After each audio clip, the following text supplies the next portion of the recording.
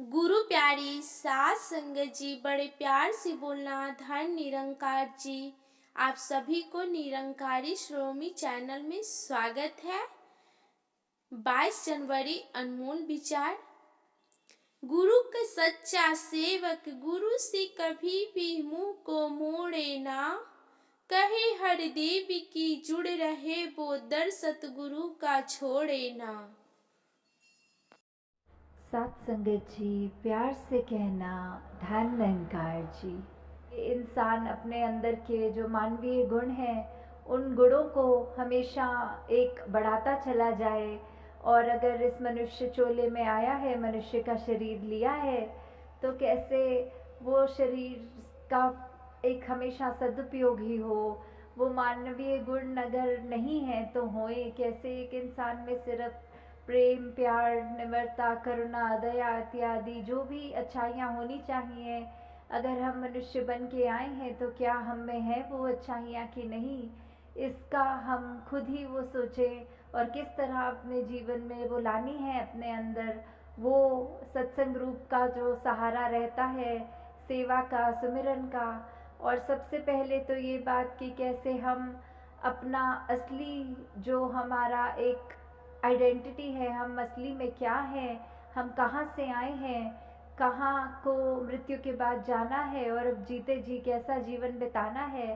जब ये सही सलीका पता हो, ये तो युगों युगों से संतों ने बताया है कि ये बस ब्रह्म ज्ञान ही है कि जब ऐसा ये अनमोल रतन झोली में पड़ जाता है तो फिर यही बात होती है कि हमारा मुख उजला हुआ है और अब हमें वो समझ है कि ये ब्रह्म ज्ञान रूपी दात हमारे पास आ गई है।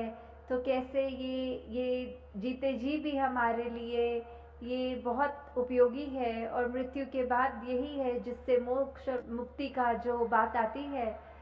तो दातार सभी पे कृपा करे कि ऐसे ही सेवा, सुमिरन, सत्संग करते हुए अपना जो इस प्रभु परमात्मा निरंकार पे एतबार है ये एहसास करते हुए जीवन जब बिताएंगे तो हम ऐसे कोई अपने आप को स्थिति में नहीं डालेंगे जिसको हम बाद में सोच के ये कहें कि हमने ऐसा उस पल में कर दिया तो ये हमारा ही नुकसान हुआ है। और हम हमेशा बस एक वो जो सही जीवन जीने का सलीका होता है उस तरह से जी सकते हैं। तो आज जिस तरह ये हृदय वाणी का शब्द है तो उसकी पंक्तियां। हाँ जी। ऐ इंसान पड़ोसी के घर जो तू आग लगाएगा। तो ये बात एक तरह से ये पड़ोसी का तो एक सिंबॉलिकल रूप ले रहे हैं कि ये पूरे विश्व में जो जो भी है उसको अगर हम ये माने कि हमारे पड़ोसी हैं सब, तो हम कैसे ये एक भाव हमारे मन के जो होते हैं, हमारे पहले दिल दिमाग में से ये उत्पन्न होता है कि हमने दूसरे के साथ कैसा व्यवहार करना है, प्यार से रहना है या कुछ उसका नुकसान करना है।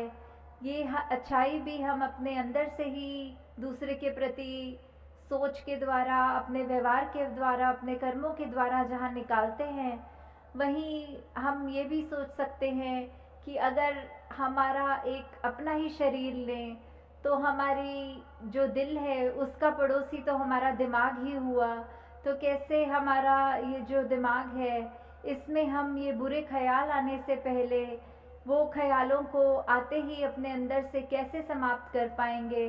वो जब हम प्रभु परमात्मा का सहारा लेंगे, इस निरंकार, इस अविनाशी जिसका कोई अंत नहीं है, ये हर जगह है, ये पत्ते पत्ते में है, कण कण में है, इसको कोई काट नहीं सकता। जो ऐसा ये परमात्मा है जो स्थिर है, जो हमेशा से कायम दायम है, जब हम इसका सहारा लेते हैं तो ही वो बात हमारे अंदर ढलती है कि फिर हम जानबूझकर अपने दिमाग में कोई ना गलत बात किसी के प्रति, ना ही कोई अपने लिए नुकसानदायक ये सोच को उत्पन्न भी होने देंगे।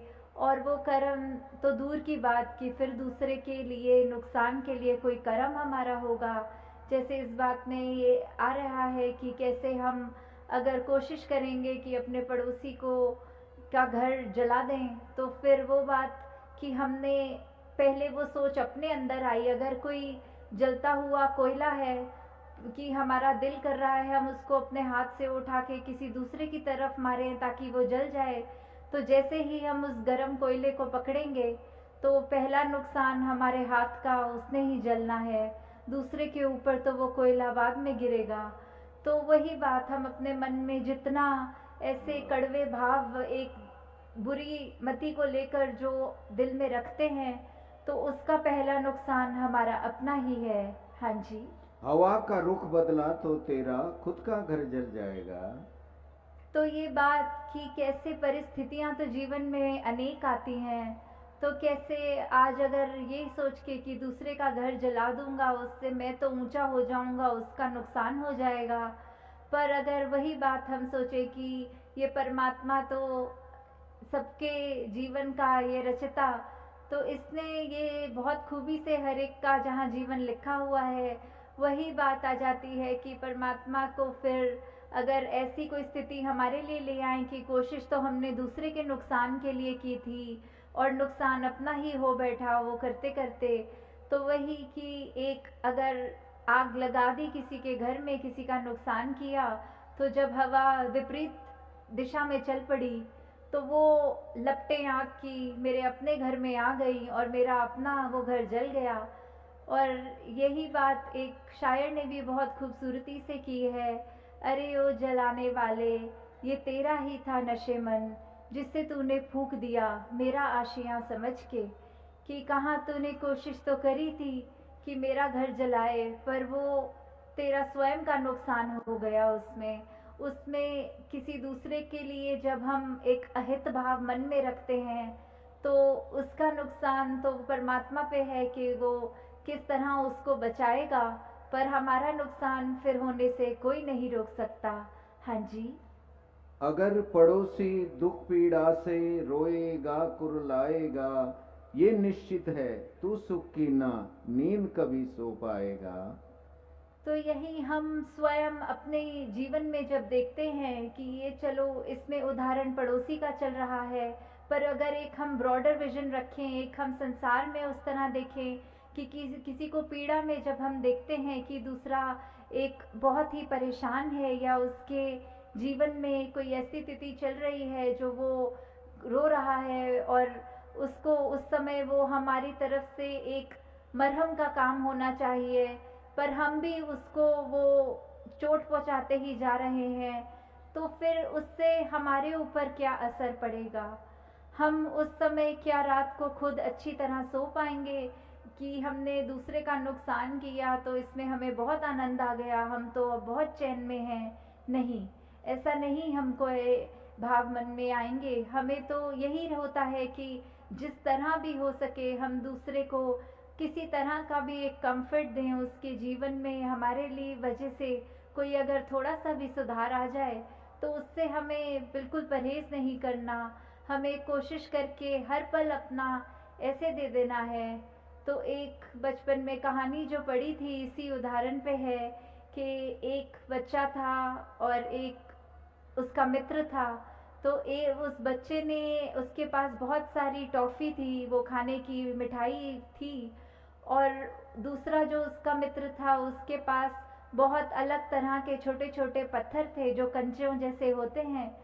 तो उन दोनों ने एक दिन ये कहा कि ऐसा करते हैं, तुम मेरे सारे वो कंचे रख लो, मैं तुम्हारी सारी मिठाइयाँ ले लूँगा, क्योंकि बहुत दिन से हम अपने अपने ये चीज़ों के साथ ही अपने पास ही हैं, तो इससे मेरा ये मिठाई तुम्हें भी टेस्ट आ जाएगा और तुम इतने मज़े से जो कंचे खेलते हो वो थोड़ा आनंद मैं भी ले लूँ। तो ये जब ऐसा करते हैं तो जिस दोस्त के पास वो मिठाई होती है वो अपनी सारी की सारी मिठाई उसको दे देता है, पर दूसरा मित्र, उसके मन में ये भाव आ जाता है कि मैं अपना सबसे सुंदर जो कंचा है वो छुपा लूँ जेब में और बाकी इसको दे दूँ। तो ऐसा ही वो करता है, और जब ये अपने अपने घर रात को दोनों मित्र चले जाते हैं तो बात वही आती है कि जिसने अपना सब कुछ दे दिया, पूरी मिठाई दे दी, वो मित्र तो बहुत ही चैन की नींद सो जाता है कि आज मुझे शुक्र है इस परमात्मा का कंचों से खेलने को मिल गया।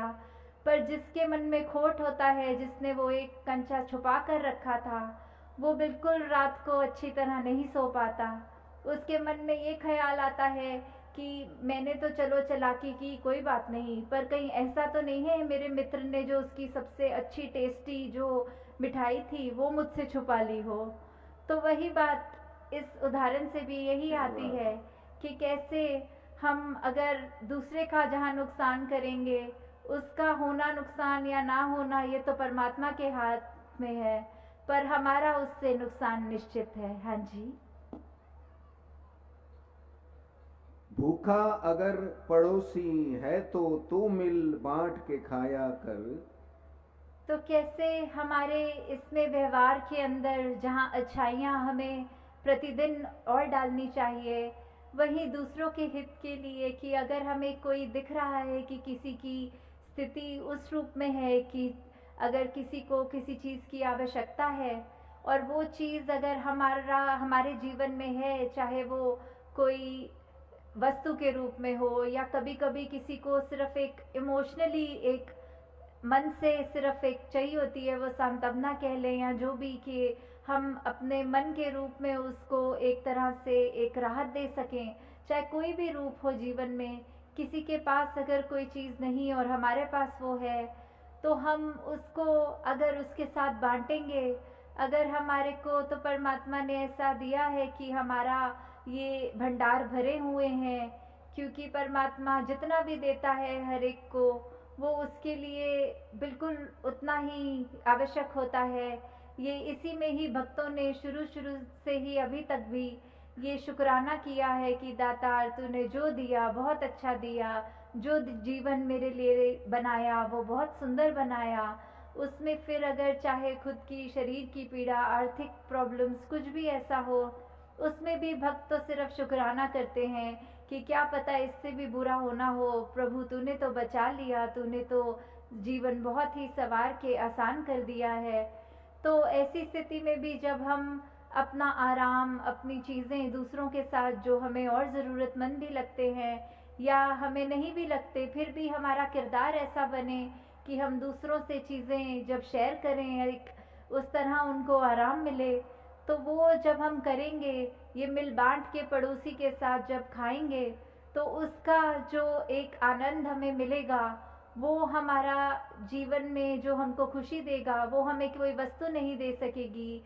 वो अपने चरित्र को जैसे जैसे हम निखारेंगे, वो हमको एक सेटिस्फैक्शन तभी मिलेगी। जीवन उस अनुसार जब चलता है तो ही एक सफल जिंदगानी बनती है। साथ संगत जी, प्यार से कहना, धन निरंकार। साथ संगत जी, बड़े प्यार से बोलना, धन निरंकार जी। साथ संगत जी, मैं माता जी से यही अरदास करूंगी कि हर संत महात्मा का जीवन अच्छे से रहे, खुशियों का बौछार रहे। साथ संगत जी, हमको सतगुरु के सिखाए हुए मार्ग पर चलना है। जो सतगुरु बोलते हैं अपने अंदर मैं नहीं लाना है। साथ संगत जी, हमको बहुत जगह दुख आ जाता है तो हम सोचते हैं कि सतगुरु से चलो मिलके नमस्कारी करेंगे तो हमारा दुख दूर हो जाएगा।